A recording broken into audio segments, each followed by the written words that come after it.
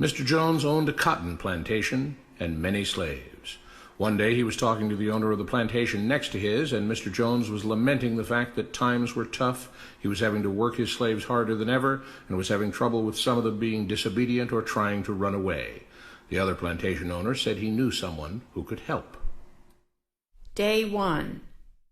One day Mr. Jones called his slaves together so a man named Mr. Smith could talk to them. Before beginning, Mr. Smith whispered to Mr. Jones, "Whatever I say, do not contradict me or interfere, and I promise you your slave troubles will end." "My name is Mr. Smith," he said to the slaves, "and this may be the happiest day of your lives. From today forward you will no longer be slaves, but free men." Mr. Jones was so shocked he started to step forward, but Mr. Smith gestured for him to remain silent. He did, only because the other plantation owner had spoken so highly of Mr. Smith's skills. "You are no longer the property of Mr. Jones," Mr. Smith continued. "You are free. No more would you be forced to labor for the benefit of Mr. Jones. Now you can work for yourselves." Now the slaves were all murmuring and looking at each other. Many were smiling, many were looking puzzled. "In fact, you are now free to leave the plantation whenever you want," Mr. Smith said. "However, since we are surrounded by other plantations, if you leave, some other plantation owner will likely claim you as his own the moment you set foot on his property. So I urge you not to risk your newfound freedom by doing something so foolish. Instead, I suggest that you stay here, no longer as slaves, but as willing participants and part owners of this plantation. Yes, this is now your plantation." Mr. Jones bit his tongue to keep from objecting. "For now, we might as well leave Mr. Jones in charge," said Mr. Smith, "since he is the only one with any experience at running a plantation, which is quite a complicated thing to manage. But he will no longer be your master, but just another worker on the plantation. In fact, he will now be using his organizational and management skills to serve you. Whatever problems you may have had with him before, you are now all equals, and you need each other to make this work. If we all cooperate and work together, we can all reap the benefits together. In honor of this happy occasion, I present you this new symbol of togetherness and cooperation, this flag, which shall be the emblem of the new, free Jones plantation." He held up the new flag, but most of those listening were still too amazed to respond.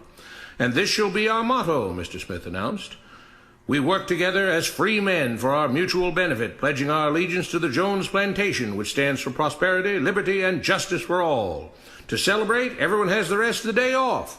Enjoy your freedom, do as you please, and be back here tomorrow morning, bright and early, so that we may begin work on this great and noble new endeavor as equal free men."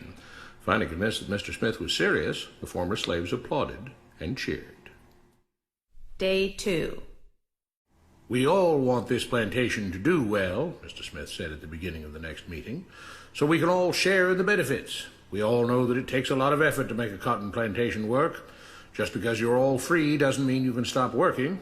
In fact, since you're now working for yourselves, I expect you to work even harder than ever before, but now with pride and joy, knowing that you're working for yourselves. Of course, there still have to be rules. If everyone just does whatever he wants, the plantation won't produce anything. This experiment will fail, and we'll all starve. You should be thankful that Mr. Jones has agreed to stay on to lend his knowledge and skills to this endeavor, and I trust you will all do your own part to make this work. Several of you have been chosen to act as project supervisors to manage different aspects of the operation, to make sure everyone is doing his assigned job, to make sure that the rules are followed, and so on. The rest of you may head out to the fields to start your first day of work as free men." Day 3. The next morning, Mr. Smith had a grim expression on his face as the daily meeting began.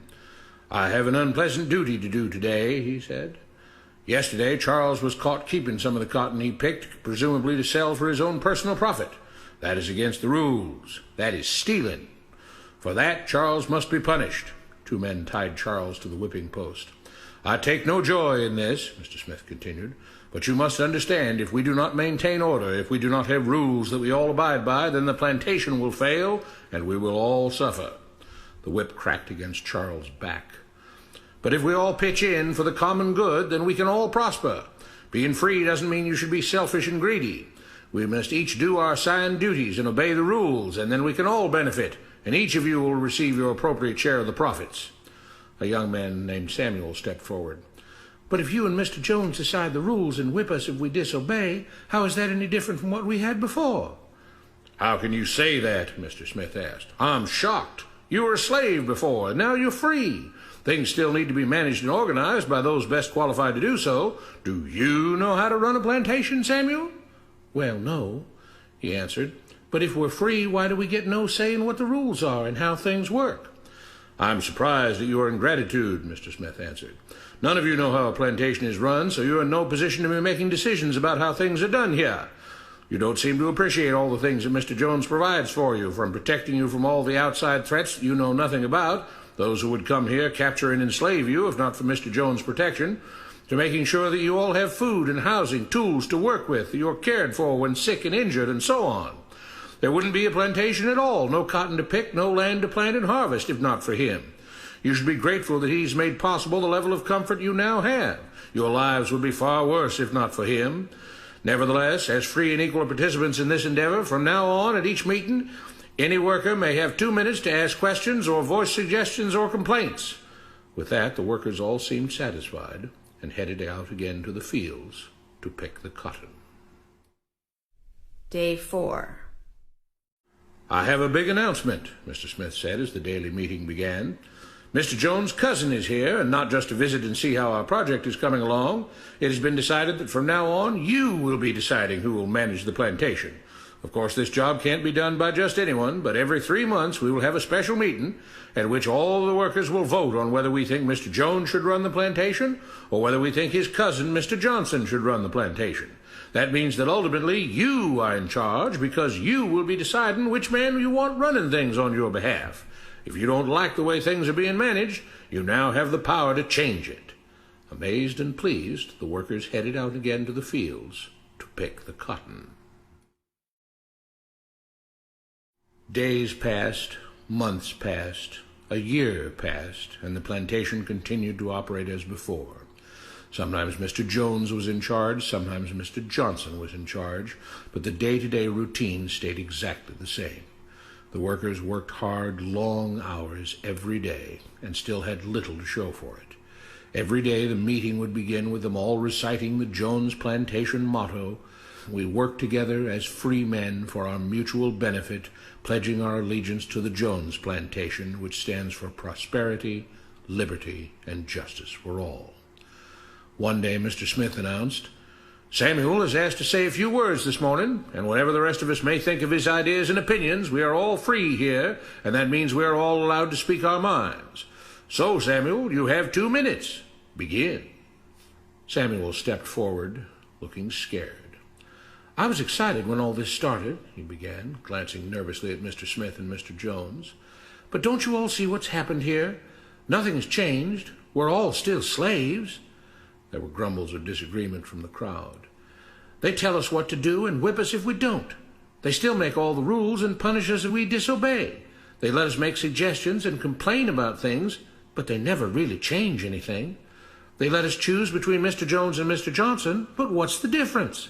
The situation stays the same. We do all of the work and they take as much as they want and decide how much they'll let us keep. They live in luxury, made rich by the cotton we pick.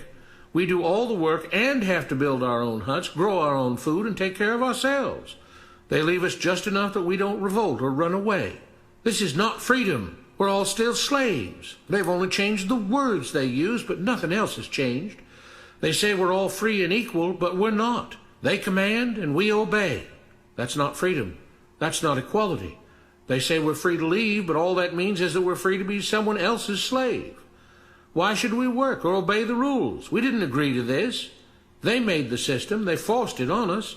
They control and rob us and call it freedom.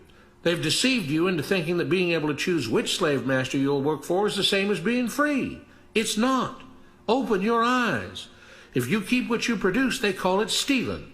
When they take what you produce, they call it sharing and fair distribution. Can't you see that this is all? Your time is up, Samuel, Mr. Smith announced calmly. At his gesture, 2 supervisors grabbed Samuel by the arms and led him to the whipping post. I'm sorry, Samuel, but you've broken the rules. There are rules against encouraging others not to work and encouraging others to break the rules. You're only hurting all of us with your discontentment and your complaining and your disobedience. The whip fell and Samuel let out a grunt. Without rules, without order, all would be lost. Without law, there would be chaos. We can't just behave as wild animals, each doing whatever he pleases. We must all follow the plan and all do our duty for the betterment of everyone, and those who do not must be punished." The whip fell again, and blood flowed freely from Samuel's back. "Samuel, it is you who are stealing from the others. When you don't do your assigned work, you are making more work for others. When you disobey the rules, it is you who are endangering the future of everyone else here. You are the thief. You are the criminal. You are the one trying to destroy the arrangement that keeps us all safe and prosperous." At every lash of the whip, the other workers cheered louder and louder, some yelling curses at Samuel. "Being spoiled and selfish, you complain about everything, talking as if you're oppressed. But you are the one ruining things. You are the one keeping us from being all we could be. It is your greed and your rebelliousness that is hurting all of us. They all play by the rules," Mr. Smith said, gesturing at the others. "What makes you think that you don't have to? You think you're above the law?" There were loud yells of agreement as the whip fell again. "We must maintain order," Mr. Smith proclaimed, "to make this plantation great, to make it so that we can all be happy and prosperous. To have the society we want, there have to be rules. We all have to contribute our fair share to this great endeavor, and we cannot tolerate actions and attitudes that seek to undermine the amazing things that together as free men we have achieved and will continue to achieve." Mr. Jones was smiling as he gave Mr. Smith a pat on the back. The crowd was cheering so loudly that none of them had noticed that Samuel had died.